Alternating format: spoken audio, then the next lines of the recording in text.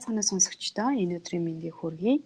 За гэртээ суугаа ээж нар маань ихэнх нь бол өөрсдөө нийгмээс хоцорчлоо гэж таашаа боддог байгаа. Тэгээд яг үнэндээ бол тийм биш, харин ч өөрийгөө хөгжүүлэх, харин хувь хүний хөгжилтөд анхаарах илүү их цагтай болдог юм шүү гэдгийг нь сануулгаар за мөн шинээр сэтэл өгөхөөр бол энэхүү дугаараа бэлтгэн хүргэж байна. Тэгээд өөрийгөө хэрхэн хөгжүүл болох вэ? Өөрийгөө хөгжүүлэхэд хэрхэн анхаарах вэ гэсэн сэдвээр лайф коуч буюу амьдралын дасгалжуулагч Зөөгийтэй ярилцах чинь. Тэгээд ихэнх хүмүүс бол англи хэл заадаг гэхээр нь түлхүү таних бах те. Тэгэхээр амьдралын дасгалжуулагч яг хизээ болсон бэ? Ер нь мэргэжлийн хадлаар бас манай сонсогчдод товчхон тайлбарлаж өгөөч. За тий. За сайн бацгаана бүгдээрээ. Намайг гэрэл чимэг гэдэг юм байгаа уг нь. Ихний юм аа. Тийм тэгээд Зөөги гэж багасаа дуудсаар байгаа одоо ерөөхдөө нэр маань Зөөги болсон. Лайф коучийн тухай гэвэл лайф коуч би яг болоог байгаа. Болох гээд сурж байгаа. Би одоо 8 сард сургуулаа төгсөх юм байгаа. Тийм тэгээд лайф коуч гэдэг энэ мэргэжлийг ер нь яагаад сонгосон бэ гэхээр би англи хэлнийхаа сургалтыг ээж нартаа зориулаад хийж эхэлсэн багасаа. Яг гэртээ хүүхдээ хараад байж байгаа ээж нарт зориулсан сургалт гэж тусдаа сургалт нэгээд тэрийг хийж эхэлсэн гэсэн үг. Тэр үедээ болохоор би зөвхөн англи хэл заахаас гадна нөгөө ээжүүдэд маань зөвхөн англи хэл сураад зогсчих биш. Бас өөрөө өөртөө ихтэй байх, өөрийгөө таньж мэд тэр тал руугаа зүйлсүүд нэлээд хэрэгтэй байгааг хараад англи хэл тэгээд хувь хүний хөгжил хоёрыг ерөөдөө жоо хослуулад өөрийн чадхаасаа л нөгөө урам өгөөд хөгжүүлээд эхэлсэн гэсэн үг чадах байдлаараа. Тэгээд намайг англи хэлээ зааж байгааг нэг Америк найз маань харсан. Тэгээд чи ингээд асууж байгаа асуултууд чинь бүх юм чинь ингээд нэг лайф коучийг харагдаад байна гэсэн байхгүй. Тэгэхээр би юу лайф коуч вэ? Би наач мэдхгүй гэдэг харагдсан. Тэгээд дараа нь дахиад байжсэн чинь энд байдаг Amo brand гэ байдаг. Тэрний захирал эмэгтэй Монголд байдаг аахгүй. Америкт идэв Сиэтлд. Тэгээд бид хоёр уулзаад сууж ягаад чи англи хэлийг яагаад ингэ заадаг юм бэ гэж хэлэхээр би ингээд нөгөө өөртөө адилхан хүүхдээ хараад тэгээд гэртээ байгаа ажил хийгээг байгаа ээжүүдэд зориулаад ингэ заадаг. Тэгээд иймэрхүү асуулт асууж иймэрхүү байдлаар хичээлдээ явуулдаг гэсэн чи яг лайф коуч болоод тохирох юм байна. Гэ дахиад тэр нөгөө лайф коуч болооч гэдэг юм гарч ирсэн байхгүй. Тэгээд тэр үед нь би арай жоохон сериусны хүлээж аваад энэ нэрээ юу юм болоо? Миний хийж байгаа зүйл өөр лайф коуч гэдэг нэргүүч гэсэн тэр ажлыг би хийгээд байгаа юм шиг байна. Гавь дөрөвтэй юм шиг ингэж бодоод тэгээд ерөөхдөө энэ талаар судалж эхэлсэн. Тэгээд ер нь бол нэлээд шинэлэг зүйл Америкт одоо нэг 10 жилийн өмнөөс л гарч ирж байгаа юм уу та. Тэгээд Монголд бас сүүлийн үед нэг сүүлийн 2 жил нэлээд дэлгэрж байгаа юм байна. Тэгээд лайф коуч гэдэг хүн юу юм бэ гэж судлаад үзсэн чинь лайф коуч гэдэг нь чиний одоо яг хаана байгаа вэ гэдгийг тодорхойлоход аюух тусалдаг хүн юм байна. Хаана байгаагаа бид нар аюух нь мэдэхгүй явдаг. Яг одоо би яг хийн, миний чадамж юу юм, миний чадах зүйл юу юм гэдгийг нь мэдэхгүй. Би өмнө нь ийм байсан. Би өмнө ийм сайн байсан, эсвэл би ийм муу байсан гэх тэрнгүүрээ явдаг. Гэтэл одоо хаана байгаагаа тодорхойлцохоор хаашаа явах нь бас ойлгомжтой болчихдог юм байна л да. Тэгэхээр хаана байгааг нь тодорхойлоход нь туслаад тэгээ хаашаа явахд нь тусалдаг хүнийг ерөөхдөө лайф коуч гэж хэлээд байгаа юм билээ. Тэгээд энийг мэргэжлээ сонгоод тэгээд Seattle Life Coach Training гэж байдаг. Тэрэнд аппликейшн өгөөд нэлээд байж сонгогдсон. Тэд нар чи айгүй хэцүү сонгодог юм билээ. Тэгээд процесс нас миний хувьд нэлээд жоохон хүндсэн. Тэгээд азар тэгээд сонгогдоод тэгээ одоо хичээлээ эхлээд одоо бараг дуусч ин дөө. Нэлээд одоо яваад тий. Түрүүний бас яг миний дурдсанчлан ихэнх ээжүүд маань гэртээ сууснараа өөрийгөө бол нийгмээс тусгаарлагдчихлаа, хоцорчлоо гэдэг мэдрэмжийг авдаг штэ тий. Тэгэхээр ер нь яг юунаас үүсдэг мэдрэмж гэж боддог вэ? Нэг мэдээж бас яг өөрийгөө хөгжүүлж эхлэхийн тулд юун түрүүнд энэ таагүй бодлоод салах хэрэгтэй баг тий. Тийм би өөр дээрээ жишээ аваад жоохон яриа гэж бодлоо. Манай охин одоо бараг 2 ой хүрч байгаа. Тэгэхээр би яг жил гарангийн өмнө хүүхдээ хараад ингээ гэртээ байжсан гэсэн. Миний хувьд бол нэлээ идэвхтэй байхыг хүсдэг. Яг жирэмсэн байхдаа бол би яг нөгөө Soft Seattle College-ийн сургуульдаа сурч ирсэн. Яг төгсөж ирсэн л доо. Тэгээд 3 сарын хугацаатай чөлөө аваад яг гэртээ хүүхдээ хараад байсан байхгүй. Жирэмсний хамгийн сүүлийн сар тэгээд төсний дараах 2 сард нь гэртээ байсан гэсэн. Тэр үед юу мэдрэгдсэн бэ гэдэг талаар ярил л да. Аха. Нэгдүгээрт нь болохоор нөгөө биеийн өөрчлөлт надад бүр маш их мэдрэгдсэн. Би өөрөө нөгөө нэг ингээл дасгал хийдэг тийм хүн байхгүй юу? Марафон өдөртгөө хөх ч юм уу тиймэрхүү байдлаар өөрийгөө их гоё бийтэй ч юм уу нэг тийм бодолтой. Бас залуу эмэгтэй хүмүүс бүгдээрээ л тийм байдаг. Тэгээд яг төрсний дараа хамгийн сүүлийн сард нөгөө хүний гидс ингээл амар томрол нөгөө хүүхэд ингээ гинт томордог шүү дээ. Тэр үед ингээд бүх юм бандаагаад хавдаад нэг тийм асуудал үүссэн. Тэгээд төрсний дараах 2 сар угаасаа ямар байдаг нь ойлгомжтой. Усанд орох завгүй явсан. Тэгээд би баг энэ хүүхдийг яагаад төрүүлсэн юм болоо? Яагаад би ингэж хүссэн юм болоо? Хүмүүст яагаад ийм хялбар байдгийм болоо? Надад яагаад ингэж хүн дээр тусаад байгаа юм болоо гэж айгүйх бодсон байхгүй. Тэгээд тэр тусмаа гадаад байгаа учраас аав ээж ч юм уу дүүнер гэж байхгүй. Яг ганцаараа ингээд хүүхдээ харна. Нөхөр маань ажилдаа явчихна. Тэр үед болохоор би одоо яагаад ийм хүүхд гарах чи ямар хэцүү юм бэ? Бусад ээж нар эгч нарын маань хувьд тэд нар ингээ харуулахдаа аюу хялбархнаар харуулдаг байсан. Гэтэл миний хувьд яагаад ийм хүнд юм болоо? Би эсвэл ийм муу юм болоо гэд нөгөө нэг байж болох бүх сөрөг бодлоод орж ирэн. Тэрний яг нөгөө төрсний дараах сэтгэл готрал гэдэг юмтай холбоотой байхгүй юу?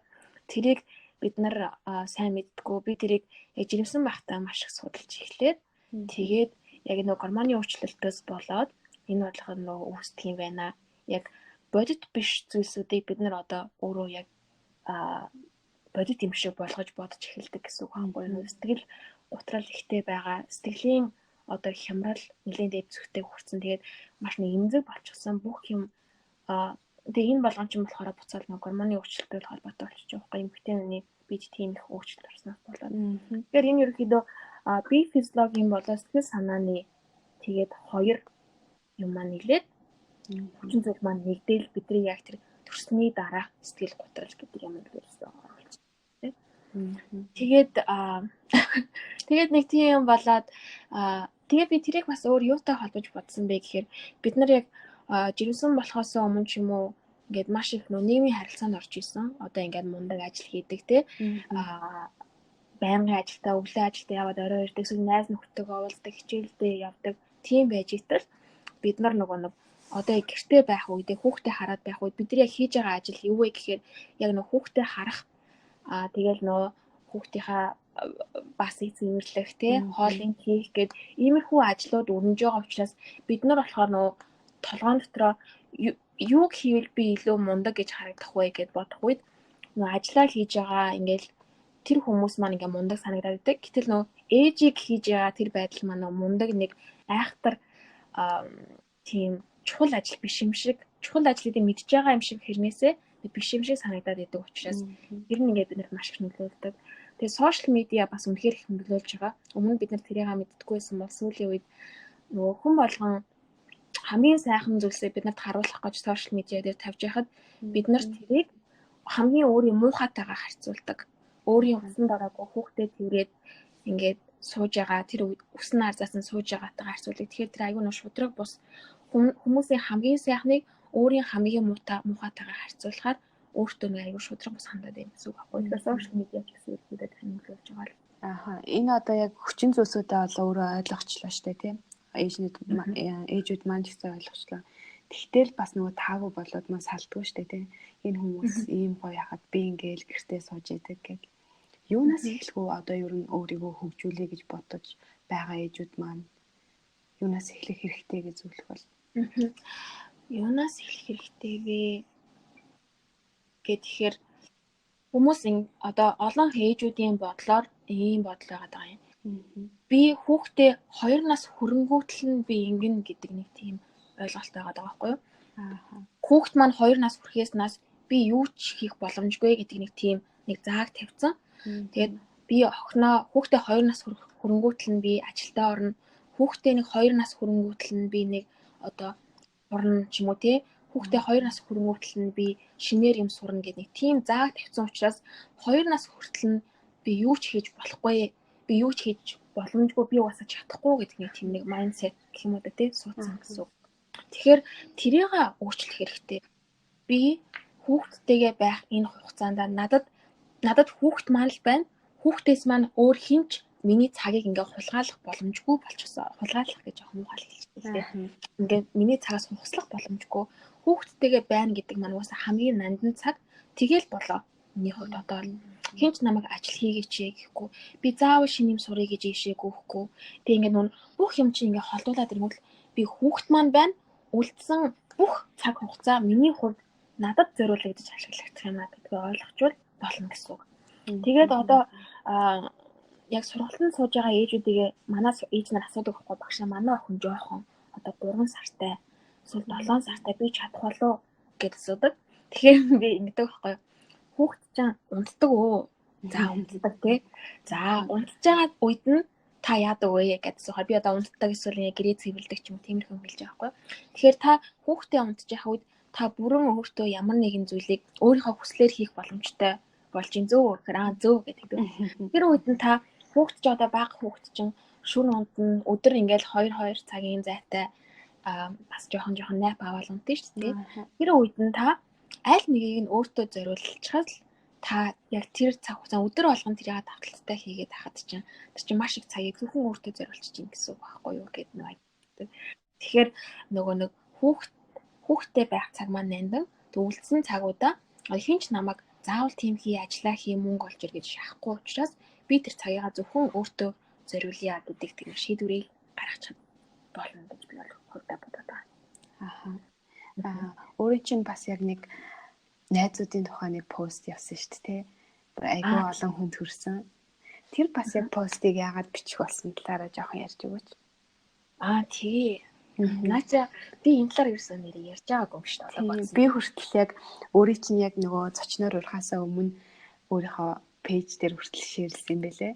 Тэгээд дараа нь яг өөрөө чинь бичсэн пост гэдгийг мэдсэн. Тэгээд яг асуумаар санагдаад заахгүй юу. За би жоох удаан ярьж магадгүй хашуу заа энэ зүйл дээр. Нэг жоох урт нөтгөх учраас. Тэгээд би яг төрснийхөө дараа одоо яг Сиэтл яг одоо болохоор би яг 3 эмэгтэй найзтай. Гурал Америк эмэгтэй байдаг. Тэгээд би дөрүүлээ ингэж ирэхэд найзлаа гэсэн. Тэгээд тэрний маань Маргарет гэдэг найз маань одоо баг хүн 7-8 сартай болсон үү те. Тэгээд анх төрөх үед нь бичижсэн пост байхгүй юу. Тэгээд би болохоор яасан бэ гэхээр төрсний дараа надад бүр үнэхээр хүнд байсан. Нөхөр маань 2-3 хоног амраад тэгээ ажилдаа орсон. Америкт угаасаа залуу хүмүүсийн амьдрал бол үнэндээ хэцүү. Бидний амьдрал нөхөр маань хоёулаа ажил хийж ерөнхийдөө амьдрал маань болно гэсэн үг.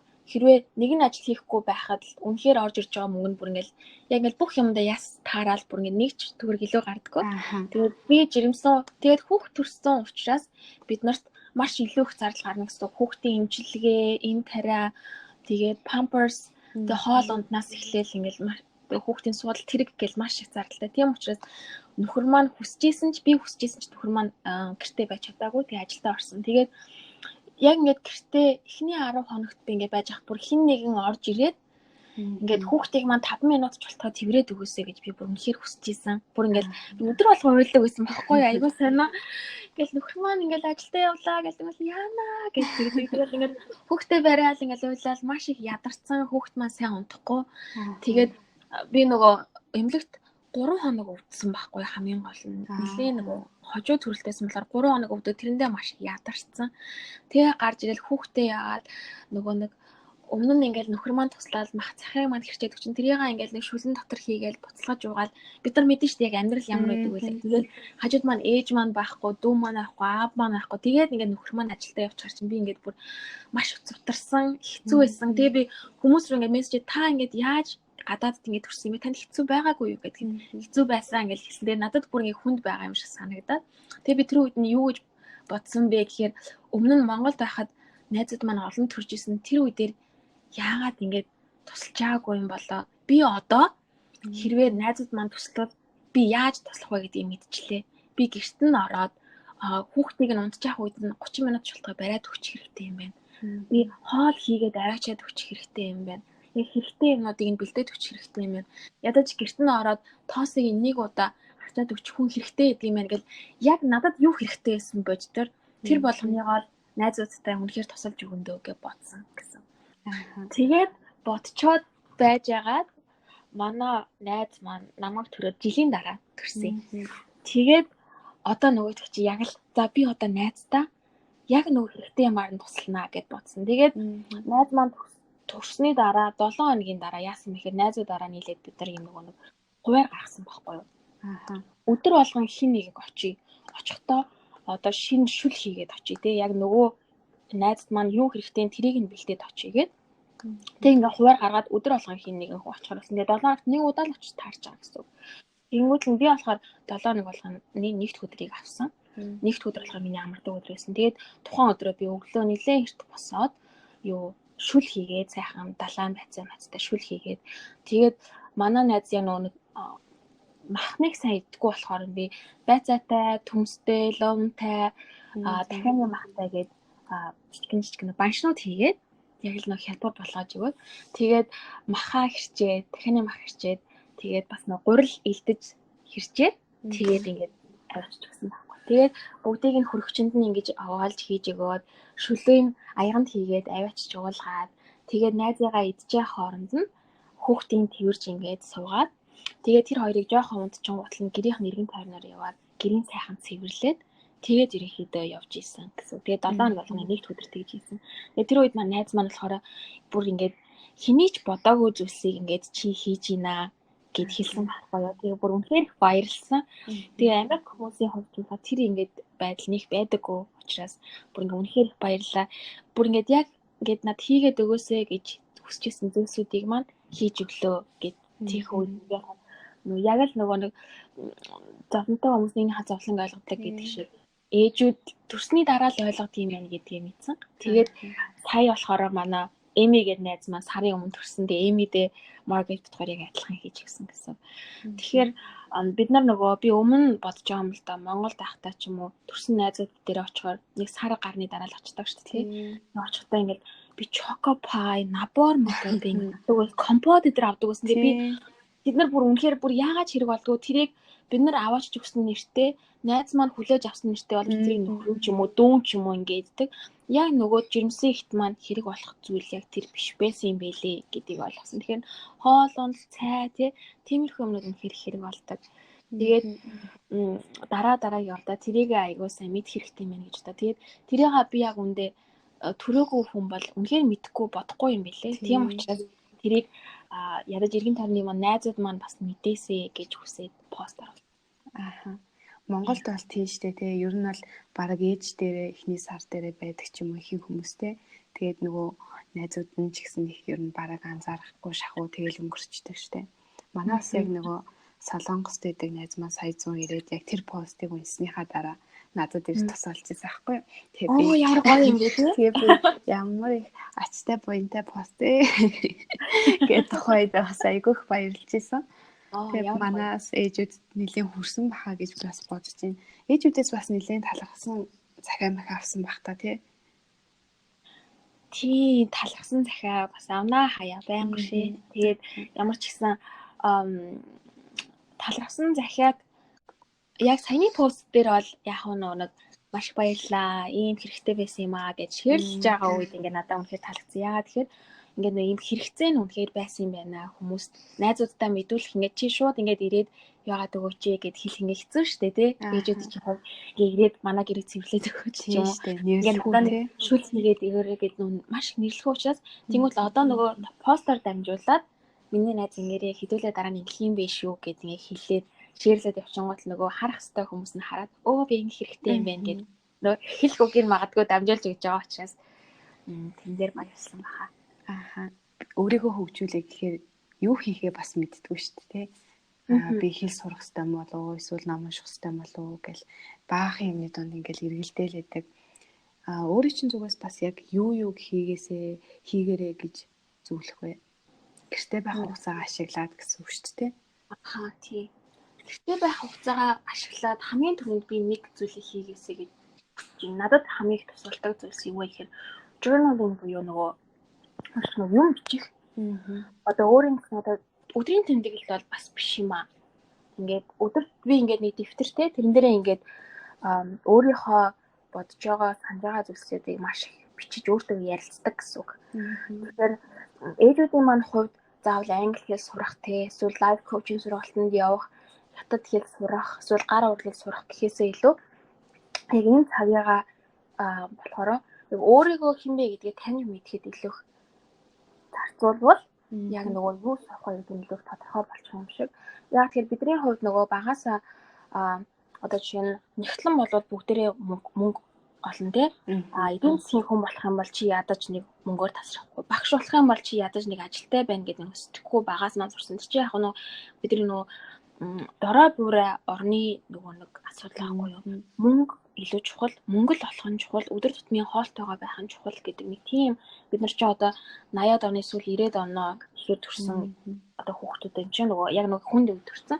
Тийм учраас яадаг вэ гэхээр аав ээж маань бидний мэрэгжил сонгохдоо ч тэр яг нөгөө хүсэж байгаа зүйлсийг маань биш. Юу хийвэл чи мөнгө олох вэ гэдэг нэг тиймээр явуулсан. Тэгэхээр маш олон нэгтлэнгууд үнэхээр хүслээрээ нэгтлэн болсон хүмүүс байгаа. Хүслээрээ нэгтлэн болоогүй над чих хүмүүс бас байна. Миний мэрэгж нэгтлэн байхгүй юу? Тэгсэн эдийн засгийн бүр үнэхээр яагаад тэр ингээд ахын маань хүсэлт гэр бүлийн маань. Тэгээ бодож ирсэн. Тэгэхээр яг бид нар болохоор мэрэгжил гэдэг нэг зүйлийг сонгоод авсан. Гэтэл бидний өөрсдийн хүсэж байгаа зүйлс юу юм бэ гэдгийг нөө мэдэхгүй ингээд тэрийг ингээд дараад сурцсан гэсэн үг. Тэгэхээр тэрийг илүү мэдээсэй гэж би хүсэж байгаа. Яагаад тэгэхээр хүн болгон өөр өөрийн нэг чаддаг зүйлтэй хийхийг хүсдэг нэг зүйлтэй тий цаанаасаа бид нар чинь энэ дэлхий дээр төрөхдөө л нэг тийм нэг өгөгдөлтөд төрчихөж байгаа байхгүй юу? Хүн болгоноос илүү чаддаг нэг зүйлтэй. Тэрийг л илүү хийгээд хүмүүст хөрөнгө оруулаад чаддаг зүйлсээрээ дэлхийд ингээ илүү их гэрэл нэмээсэй гэж цаанаас нь бидний тэрийг өгсөн мэлгүүд тэрнээс хаагаад нуугаад орхиосэй гэж хүсээгүй. Ийм олон мундаг дууч. За би дуулахгүй юу болнаа? Одоо багш болноо. Эсвэл нэгтлэн болно гэдгсэн бол бид нар ийм сайхан доонуудыг сонсч чадахгүй тий.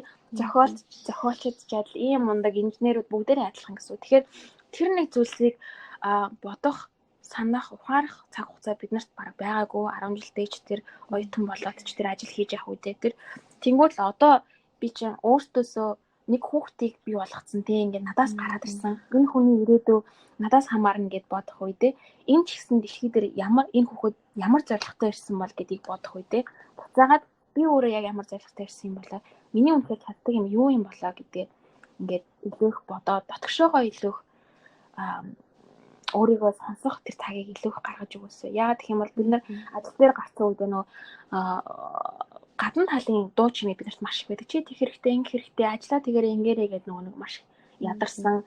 Тэгээд мөнгөнд их анхаарлаа хандуулсан. Яаж цалингаа явах вэ? Яаж ажиллаа хийвгээд одоо болохоор хүүхд гэдэг энэ аюул тайван ертөнц бидний хажууд байгаа. Тэгэл эргэн тойрны нөгөө бидний орон зай гэсэн.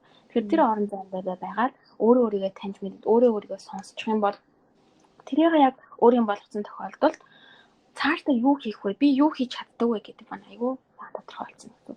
Тэгэхээр journaling маш сайн хийж ягаарай. Өөрийгөө сонсож өдөрт 30 минутыг ч болтгоо чив чимээгүй орчин цугаа хүүхдээ унтсны дараа цонхоор хатгаж байгаа ч юм уу сайхан кофе ууж ягаад нэг ингээ 30 минут ингээд өөрөөсөө асуултуудыг асуугаад ингээд бичээд үзээрэй. Хэм бол маш их үр дүнтэй байдаг. Тэгээ дараагийн нэг зүйл нь болохоор хэрвээ таанд сурыг гэж бодож байгаа хэл ч юм уу тиймэрхүү зүйлс байгаа бол одоо чи миний одоо заадаг зүйл бол англи хэл. Тэгэхээр англи хэлийг сурах хэрэгтэй. Яагаад гэхээр одоо би чинь английн сургалтын дээр би юу заадаг вэ гэхээр нэгдүгээр нь болохоор англи хэлтэйгээ танилцах эхний сар, хоёрдугаар сар нь болохоор эссе бичих, гуравдугаар сар нь болохоор өөрийнхөө CV болон cover letter зэргийг англи хэл дээр бичиж бэлэн болох байдаг байхгүй юу. За тэгээд тэнгуүтэл яагаад энэ болгоныг хийж байгаа вэ гэхээр манай ээж маань ингээд одоо 2 жилч байна, 1 жилч бай хүүхдээ хараад хажуугаар английн сургалтандаа суугаад ингэсний дараа ажилдаа ороход хүн болгон юу гэж боддог лээ. Өө манай хоцорсон бах та тий жил гэртээ суугаад одоо ингээд юм юмнаас хоцроо чи хэцүү дээ гэх үед нь нөө найзаа тий би ингээд английн сургалтанд суугаа англиар сайжруулсан. Тэгээ би одоо эссе бичиж чадна. Cover letter CV бүхэн маань англи монгол хэл дээр ингээд бэлэн байгаа гэдэг хүний өмнө нүүр улаахгүй ингээд бариад очих зүйлтэй байгаасай гэж ерөөдөө хүссэн гэсэн. Тэгэхээр нөгөө нэг ажил хийж байгаа үедээ хүний маань би асуулт руу орох гэдэг юм. Ажил хийж явах үед ингээд биднэрт цаг зав маш их бага байдаг. Хүүхдүүдээ харна ажиллаа хийн гэл ингээд өглөө сэрэл орой унтах хооронд л ингээд маш их завгүй байдаг штеп. Гэтэл одоо биднэрт арай илүү хэрвээ өөрөө бий болгож чадах юм бол цаг зав байгаа учраас тэр үедээ өөрийгөө хөгжүүлээд авчих юм бол ажилдаа ороход бүр илүү нөгөө завгүй байсан хэдээсээ төрүүлж халах боломж гарч ирнэ гэсэн үг байна. Яа. Бас яг нөгөө өөрийгөө чагнаад дуртай зүйлээ олоорой гэд хэлсэн ч гэсэндээ дуртай зүйл маань юу гэдгээ олж чадахгүй ойлгохгүй байна гэдэг хүмүүс олон байдаг шүү дээ. Тэгэхээр бас яг өөрийнхөө жишээнээс ярил илүү хүмүүс хүрэх юм болов өөрөө ер нь англи хэл заах дуртай юм байна, англи хэл сурах дуртай юм байна ч юм уу те. Энийг яаж ер нь анх мэдчихсэн бэ? За бати англи хэлээ би чинь уул нэг багасаа сурсан байхгүй юу? Өөр 1-р ангиас эхэл сурч исэн. Тэгэхээр англи хэлийг чадахгүй маш удаан явсан байхгүй юу? Тэгээ маш удаан явж ягаад тэгээд 10 жилээ төгснөхийн дараа би яг англи хэлийг ингээд өөр хуваараа сурч эхэлсэн гэсэн. Тэгэхээр яг миний хувьд хамгийн ихний зүйл нь болохоор яг нь хэрэгцээ байсан.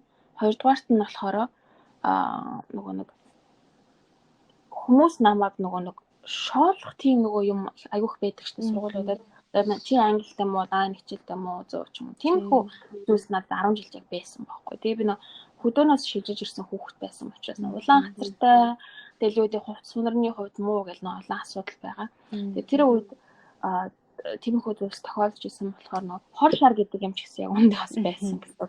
Тэрийг сурахад. Тэгэхээр тэр болгон англи хэлэнд маань ерөнхийдөө бол маш хэмнэлсэн сурахад нөлөөсөн гэж хэлж болно. Гэхдээ яг тэр бол англи хэл сурах бол миний хэрэгцээ байсан.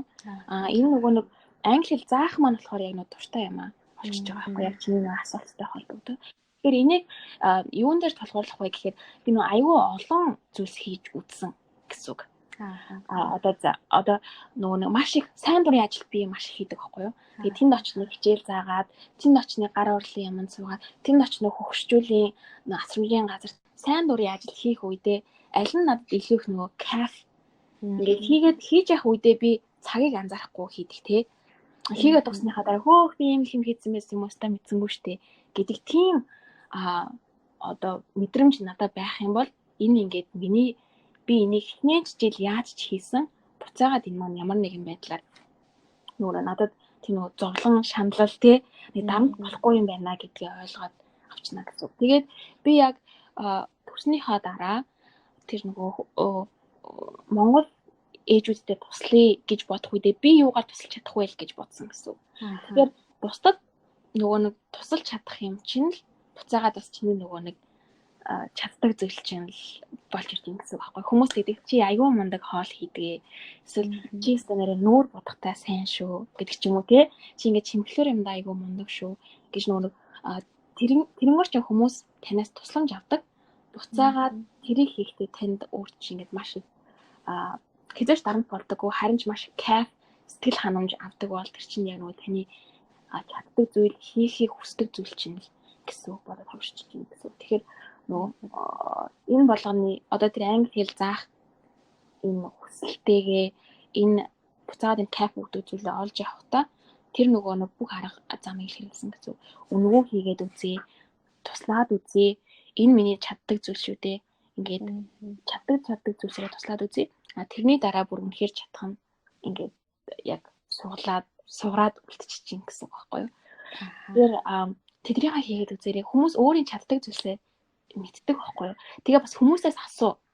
Маш сайн асуу.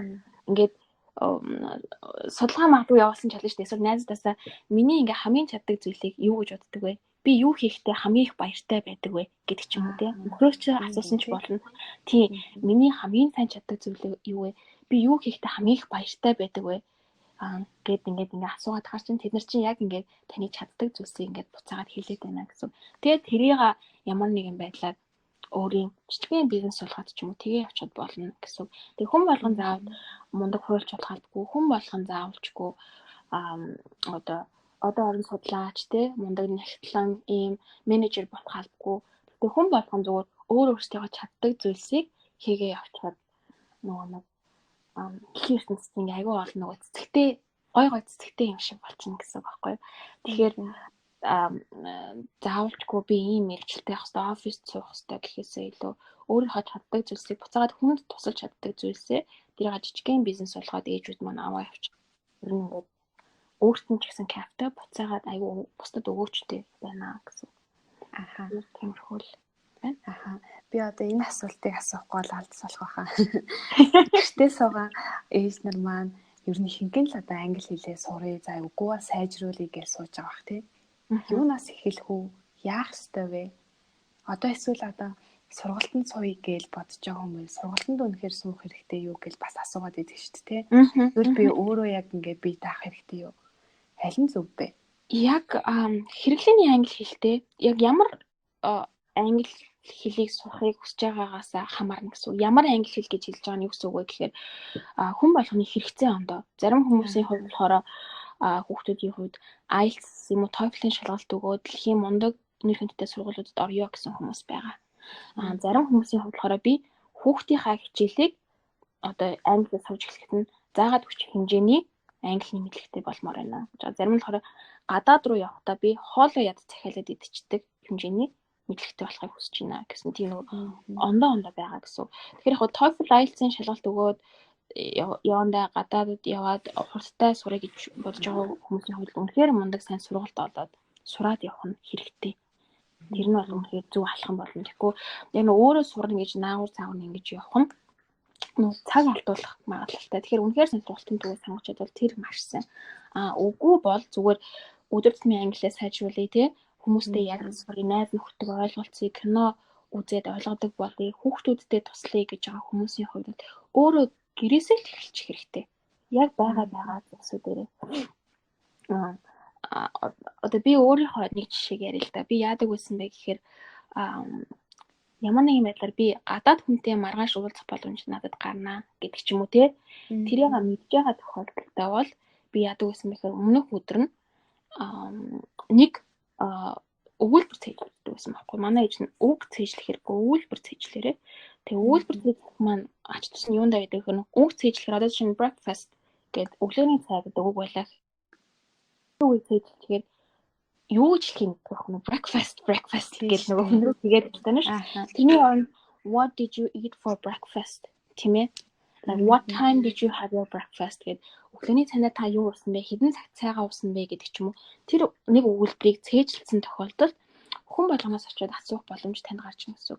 Одоо нэг өндөр хүн орж ирээд what did you eat for breakfast гэдээ асуухад нөгөө хүн маань маш их зүйлс буцаагаад хариулаад хэлнэ гэсэн үг тий.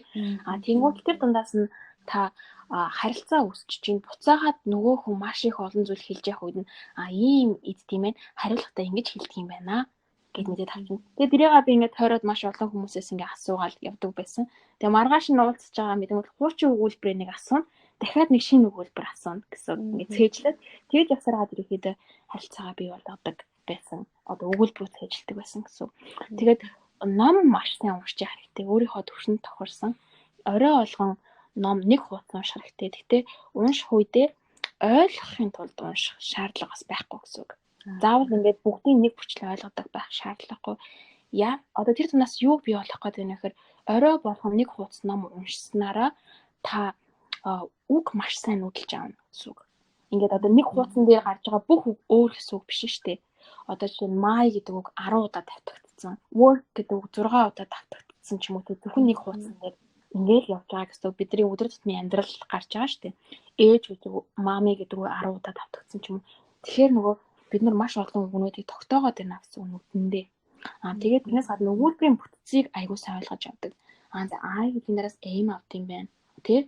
My гэдэг нараа work гэдэг нэг өгүүлбэр нь орж ирд юм байна. Өгүүлбэрийн бүтэц тогтоогдоод явчихна гэсэн. Тэгээд чанга уншсанараа нөгөө хүний маань дуудлага маш сайжирдаг. Өөрийгөө сонсож ингээд сонсно гэдэг бол нөгөө маш чухал. Өөрийнхөө буруу зөрүү бүгдийг нь мэдэх боломжтой гэсэн. Тэг өөрийгөө рекорд хийсэн ч болно.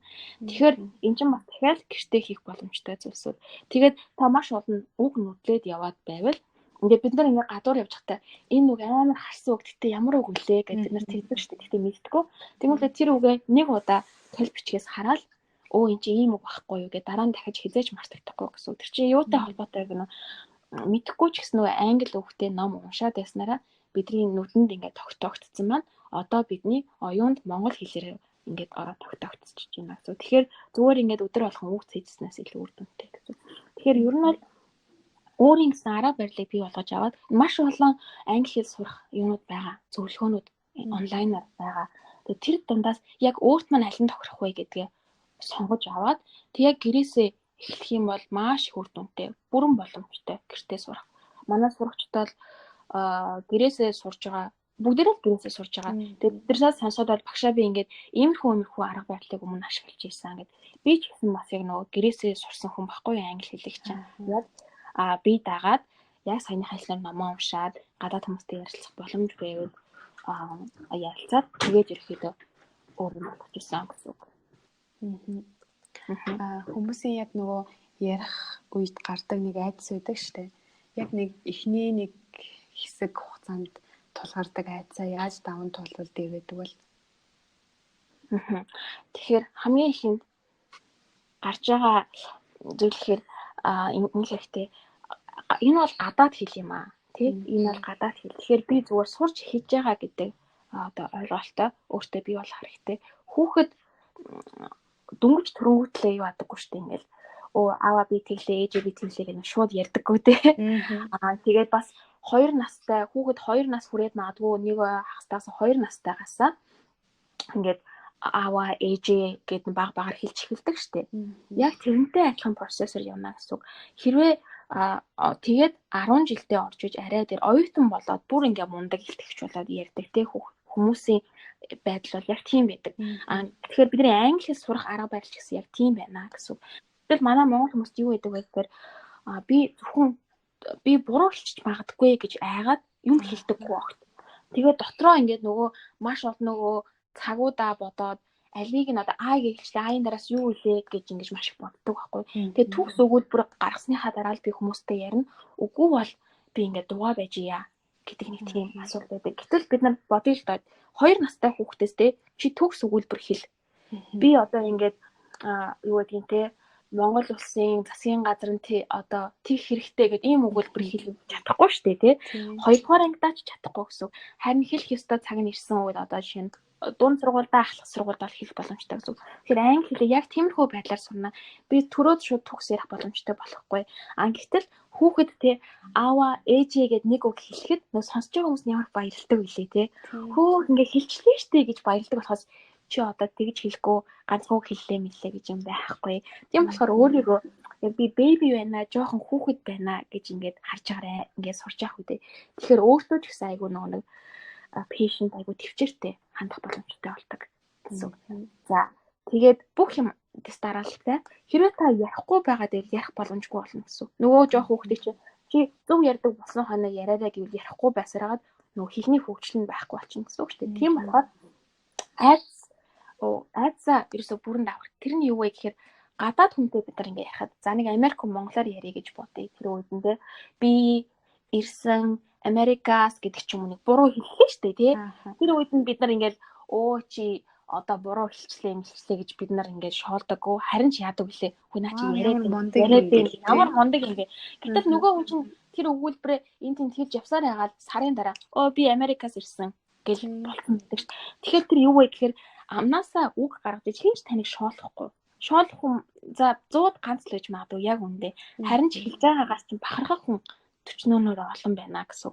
Тэгэхээр бид нар амнаасаа үг гаргахгүй бол яг яаж гаргахаач мэдэхгүй, ямар үг аваа гаргаад байгаач мэдэхгүй. Тэгэхээр англи хэлийг болохоор ярихгүйгээр сурах боломж бүр огтоос байхгүй учраас хинч намайг шоолохгүй. Тэгээд би угаасаа эхний ээлжинд буруу л ярина. Буруу ярьдаг зөв угаасаа болдог байхгүй. Тэгэхээр тиймэрхүү арга барилаар явах хэрэгтэй. Тэгээд магадгүй өөрийн нөө safe zone буюу магадгүй тийм нэг тийм нэг аюулгүй бүсээ бас бий болгочих хэрэгтэй тий. Нэг найзтайгаа ч юм уу хамтдаа ярилцдаг. Тэгээд өдөр болгон ярилцаад ирэх болгоно тэр маань засагтаад явчихна гэсэн. Тэгэхээр айх хэрэггүй. Өнөөдөр яг үнэндээ чиний буруу зөрүү ярьж байгаа чинь нэг сонирн биш. Энийгээ өнөөдөр чи яриад засаад авсан тохиолдолд бол 5 жилийн дараа, 1 жилийн дараа, 2 жилийн дараа бүр мундаг ярьдаг болно гэсэн.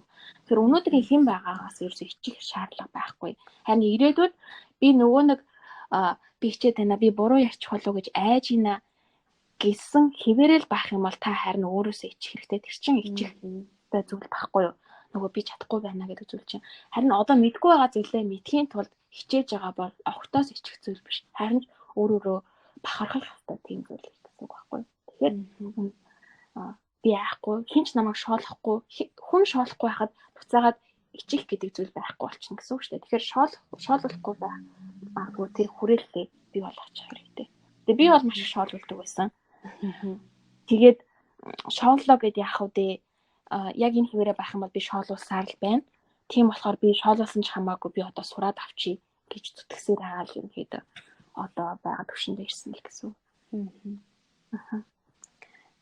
Өөрөө чинь бас яг нөгөө гаргасан Dear Diary гэдэг номнууд байгаа тийм. Тийм. Номнуудынхаа талаар бас яриач. Яг ямар одоо агуулга гэхээсээ илүү англи хэл заадаг гэж би ойлгоод байгаа зөв үү? Англи хэлний одоо заавар гайд маягийн ном гэж ойлгоод байгаа. За ерөнхийдөө бол чиний ойлгосон зөв. Тэгэхээр би түрүү хэлжсэндээ англи хэлийг өөрөө хувьдаа сурахын тулд юу хийж болох вэ гэдэг ганцны хэлсэндээ ном уншаарай гэд хин нэгтэй ярилцаарай гэд. Тэгэхээр би англи хэлийг өөрөө би дад сурч байхдаа би яадаг байсан бэхээр ингээд нэг газраас ч бол харилцан ярианы ном аваад нөгөөдхөө цээжлэгч штэ нөгөө хүнтэй хамт ярилцахын тулд идэг байлаа. За тэгэнгүүтлээ нөгөө нэг ном уншихын тулд очоод нэг ном худалдаж авдаг байлаа. Орой болгон нэг хувц ном уншихын тулд юм уу те. Тэгээд дайри бичээд өдөрт юу болсныгоо ингээд чадсан чадаагүй буруу зүг хамгүй бичээд байх дэвтэр худалдаж авдаг байлаа гэж. Тэгээд би сүүлд нь бодсон байхгүй юу.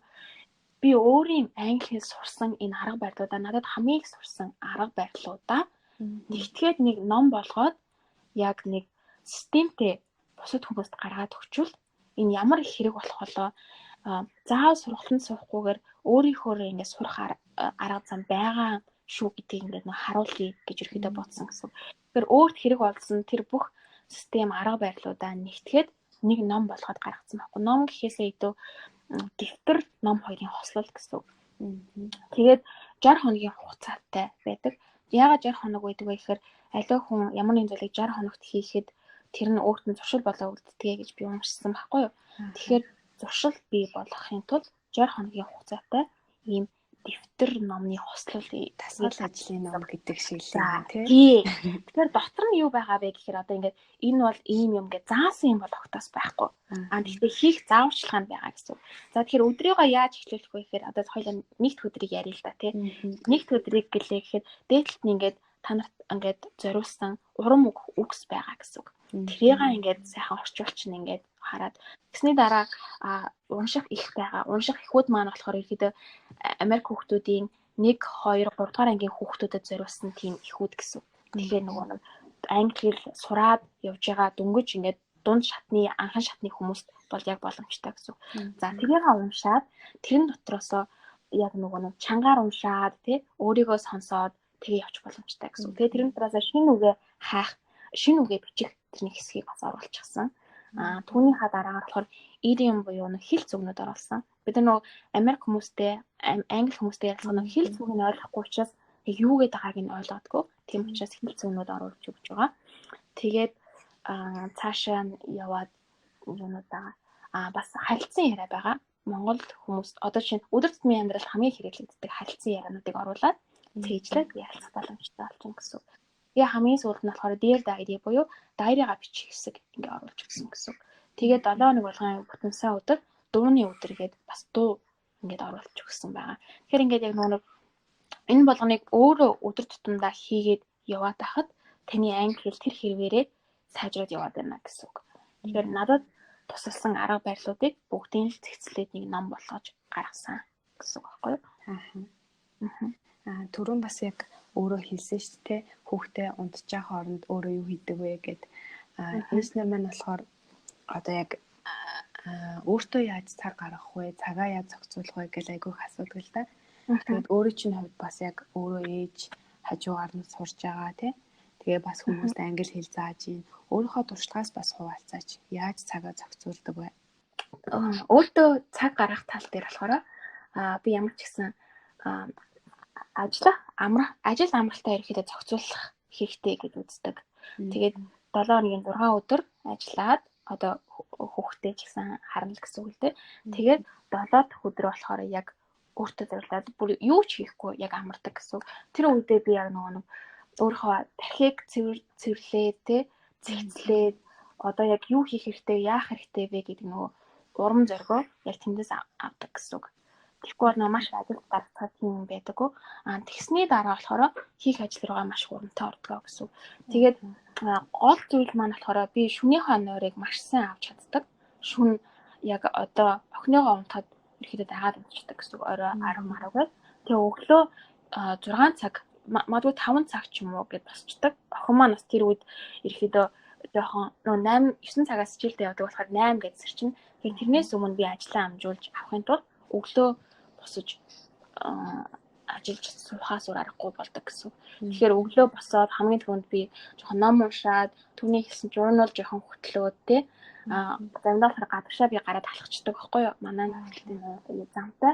Тэгээ жоохон гарч алхаад юм бодоод тэгээд яваад ирэхээр ихэд аюу зэгцлэгдээд би өөртөө тэр цагийг яг зориулж гаргаж юм гэсэн. Тэгээ буцаж орж ирэхэд дахиад надад нэг бүхэл бүтэн цаг байдаг. Тэгээд тэрэндээ нэлээд хэцүү амжуулдаг гэсэн. Тэгээ хоёрдугаар нь болохоор би нөө зурагт ерөөсөө үздэггүй байхгүй юу. Манай гэр ер нь зурагт үздэггүй. Зурагттай л да. Тэгээ зурагтай болохоор сүүлийн үед юунд ашиглаад байна вэ? Охин маань дуу сонсоход Baby Shark сонсоход ирэхэд ашиглаж байгаа. Тэгээд би болохоор яг нөө үздэг нэг хідэн нэвтрүүлэгтэй тэрийг яг нөө тухайн цаг нь болонгууд гаргаж үзчихэд тэгээ буцаага зурагтаа унтраачдаг. Тэгэхээр нөө зурагтны өмнө сууж ингээд удаан ингээд цаг үрэх ингээд байдал ер нь ихэд байдаггүй гэсэн. Яг тэгвэл зурагтаар бол мэдээж бидний сонирхлыг татах үзүүлэх зүйлсүүд гарч байгаа шүү дээ. Тэгэхээр ингээд солиод суугаад байвал солиод суугаад байна гэсэн. Тэгээд манад кабел ч юм уу тиймэрхүү байхгүй. За нөө YouTube, Ori ч юм уу тиймэрхүү юмнууд Netflix байдаг гэсэн. Тэгээд энэ дээрээсээ хэрэгтэй юм аа л үзчихдэг. Өөр нэг зүйл нь болохоор яг ингээд тайван би ингээд ерөөхдөө ингээд нэг суудаг юм аа. Яг цай угаад нэг 5-10 минут суусан. Бусад үедээ ингээд юм амжуулаад явж идэг. Тэгээ охин маань болохоор тэрэнд маань жоохон тасцсан. Ингээд дагаал ингээд юм хийж идэг. Би өөрөө энэ одоо журналаа нэг юм бичиж байгаа бол охиндоо цаас өгөөд яг урталтаас суулгачдаг байхгүй юу. За миний яг дагаад хийрэхээр дагаад ингээд зураа суудаг. Тэгээ би номоо уншлаа гэхэд охиныхоо урталтаас ном тавиад өгчдөг. Тэгэхээр ингээд дагаад идэг. Бас компьютер дээр юм хийлээхэд манад нэг эвдэрхий компьютер гэдэг байхгүй юу. Тэрийг яг урталтанд тавиад за хоёлаа ингээд ажиллаа хийя гэхэд ингээд хөөрхөн ингээ 10-20 минут ингээд суучдаг гэсэн. Тэгээд сууж ягаад босч яваад юмаа хийгээд ингээд яваад хахаар надад ч ихсэн ажиллах боломж маань яг бүрэн нэгтэд гараад ирсэн гэсэн. За. Тэгээд би өөр нэг юм нэмээд хэлчихөө сайн нэгтэй болно. Нөгөө нэг бид нар ингээд гэр цэвэрлэх гэж нэг том ажил байна л да. Тэрийг болохоор би яадаг вэ гэхээр магадгүй минийх муугийн жишээ ч гэж магадгүй. Гэхдээ би өөрөө яаж ингэж их ажлыг амжуулаад байна гэхээр би гэрээ өглөө нэг эсвэл нэг орой нэг цэвэрлдэг. Орой л нэг ерөөдөө цэвэрлдэг гэсэн. Яг тэр нөө манай том хүү чинь 8 настай ингээд нөө майхан зайхан байдаг яг энэ махгүй ингээд бүх хүнжил мүнжил яаж байгаа. Охин маань болохоор бүх юм ингээд буулгаж гаргаж ирж тавьдаг тийм нас нь. Тэгэхээр дагаад цэвэрлэхээр бүр ингээд амар ядардаг би маш өдөржингөө цэвэрлээд харна. Тэгээд аав нь орой өрөөд ингэдэг байхгүй юу? Хөөх яагаад ингэж ядарсан юм бэ гэхээр би өдөржингөө цэвэрлээ гэтэл нөгөө хүнд маань ингээ харагддаг байхгүй юу? Тийм шүү дээ. Ингээд тэгвэл би өөрөө тэрэндээ амар стресстэйдэг. Би өдөржингөө ингээд хийлгээгээд тэрэндээ би маш их ядарсан. Орой ороод тэр нөхрийгөө орж шууд ууртай тийм ээждэг. Тийм болохоор би яадаг вэ? За зүгээр та нар месс хиймээр байвал те муухай олгомоор байл муухай олгоорой. Наад хатаа муухай олгоорой гэж ингээ орхичдаг. Тэгээ хоол ундаа хийчихэд ингээд аягаа ингээд нэг аягаар муухай болсон байл угаадаггүй би бас тэгээд орхичдаг. Тэгэл нэг угаагаал цэвэрлээл ингээд тавьдаг гэсэн. Тэгэхээр би яг нь өөрийнхөө энерги одоо ирч хүчээ өөр зүйл зарцуулдаг байхгүй. Компьютер дээр юм хийх, ажиллаа хийх, номоо бичих гэх тэр зөвстэй зарцуулаад яг цэвэрлэх барих юм болохоор яг нэг бөөгнүүлж байгаа л цэвэрчин тэгээл болоо гэсэн. Тэглээ ингээд магадгүй тэр аяга ингээ угаагдахгүй 1 цаг 2 цаг хүлээлээгээд хинт хохирохгүй хинээс ч ингээ хинт ч асуудал үүсэхгүй харин миний ажлыг болохоор маш олон хүмүүс хүлээгээд сууж байгаа гэдэг майндсетээр ихэд ажилладаг гэсэн. За ерөнхийдөө миний асуулт бол ингээд дуусчихна. Тэгээд яг өөрөө чинь хувьд бас гэртээ суугаа ээж нартаа хэлэх хэлмээр санагдсан бас мартаж сансан ч юм уу те ярих хавцтай. Тийм зүйл үлдсэн бол одоо хэлж өгөөч гэж хүсмээр байна. Би нөгөө нэг ээжүүдтэй гэртээ сууж байгаа гэж ихгүй хоёроо. Гэртээ хөгжиж байгаа гэж хэлтiin билүү? За тийм. Тэгэхээр өөрсдийгөө та яаж харахаас шалтгаалаад бусад хүмүүсээ таныг тэгж харна. Тийм болохоор өөрөө өөртөө нэг аюул хайртай байгаарай. Би ингээд уусаа бид нар хэлдэг дэлхий дээрх хамгийн чухал ажлыг бид нар хийгээд сууж байна. Хүүхдээ өсгөж байна гэдэг. Тэр хүүхдээ өсгөх боломжгүй ээжүүд ч гэсэн маш их байдаг. Нэг сар болоод ажилдаа ордог ч юм уу тий. Тэгэхээр хүүхдээсээ ингээ холдох ч юм уу. Тиймэрхүү асуудлууд маш их байгаа. Гэтэл эрүүл сарвал хүүхд маань байна. Тэрийгээ би ингээд амьдралынхаа 80 жил би амьдралаа гэхэд 2хан жилд нь би энэ хүүхдтэй ингээ өдөр бүр байх боломж ингээ надад гарч ирлээ. 2 нас хүрээд цэцлэгт яваад ингээд эхлэх үед би ингээ байнгын хамт байж чадахгүй. Хамгийн чухал үед нь би ингээд хамт байгаа хамгийн чухал ажлыг хийж байгаа хүн шүү гэдэг өөртөө аягүй сайн ингээд бүр ингээ өөртөө шингээж өгөөрэй. Тэгсний дараа тэрийгээ бусд хүмүүст ойлгуулахад бас аягүй чухал болно. Та хэрэг өөрийгөө би ингээ гэртээ суугаад юу ч хийхгүй байна гэж харуул бусд хүмүүс ч гэсэн яг тэгж харна. Ягаад тэгэхээр та өөрийгөө нэг рефлект хийгээд яг толинд нөгөө хүмүүсийг ингээд харуулад байна гэсэн үг байхгүй юу? Тэгж харж байгаарай. Тэгээд journal бичээд өөрийгөө хинбэ гэдгийг маш сайн олж хараарай. Та яагаад тэгээд хин нэгнээс ямар нэгэн зүйлсээрээ илүү төрсөн бүр ингээд гайхалтай ямар нэгэн зүйлсийг хийж чаддаг байгаа. Тэрийг олж нэгээрээ гэж бас хэлмээр байна. Тэгээд хамгийн сүүлд миний нэг сурсан юм гэвэл би нэг үг хүлтэй гэдэг юм зүйлийг сурсан байхгүй юу? Одоо лайф коучийнхаа сургуульд гэсэн. Тэгэхээр яадаг вэ гэхээр бидний амнаас гарч байгаа үг болгоо ингээд одоо ингээд аалт шиг одоо шоргоолт шиг юм хөлтэй байдаг гинэ. Тэгээ бид нар одоо нэг зүйл хийлээ л да. Тэгээ би бүтэхгүй, би чадахгүй, би гэртээ сууж байгаа, би ингээд муухай, би ингээд бус хүмүүсээс ингээд уцраад байна. Би ер нь чадахгүй баха гэж хэлээд бай. Тэр чинь ингээд нөгөө өгнөд чинь ингээд аалт шиг ингээд амнаас чинь ингээд гарч гүгээд дэлхийн хаанаас ч хамаагүй тэрийг чинь ингээд зөөгöd аваад ирдэг гэж байгаа байхгүй. Чиний таны амьдралд хүртэл байгаагүй тэр зүйлийг дэлхийн хаана л хаа нэгэн газар тэр муу мухаа ярьж байгаа юм чинь байгаа авч ирээд буцаад таны аманд дотор ороод дотгошоо ороод таны дотор ороод суучдаг гэж байгаа байхгүй. Тэгэхээр ямар муухай вэ те? Гэтэл та одоо хэлээд өөртөө би хамгийн чухал ажлыг одоо хийж байна. Би чадна, би гайхалтай, би мундаг байхгүй юу? Би одоо өнөөдөр энийгээ би амжуулна. Би үнэхээр чадвартай эмэгтэй. Би бол хамгийн сайн ээж гэд өөртөө хэлээд тэгвэл нөгөө нэг өгнөд чинь дахиад ингээд бужигч гарчгүйгээл тийм эргэн тойронд байгаа хамгийн сайхан зүйлсийг буцааж түүж авчираад таны дээр ороод суучин гэсэн. Тэгэхээр үг хүлтэй гэдгийг өрөөлт санаад амнаасаа дандаа сайн үг тэр зэм өөрийнхөө тухай ингээд сайн үгийг гаргаж байгаарай. Яг түрүүний хэлсгээр өөрийнхөө тархитлахын би хинбэ, би хамгийн сайхан хүн, би хамгийн сайн ээж, би хамгийн сайн ажлыг хийж ийна гэж суулгачвал танаас тийм л үг гарна гэсэн үг шүү. Тийм болохоор манайхан өөртөө хайртай байгаарай. Дандаа сайн үг хэлж байгаарай гэж хэлье. Нөгөө саяхан би нэг сошиал дээр харсан. Та нар үнэхээр ингээ гэртээ суугаад байд юм уу гэд бодон дээрээ суудсан нэг эмэгтэй хүний зураг яваад байсан.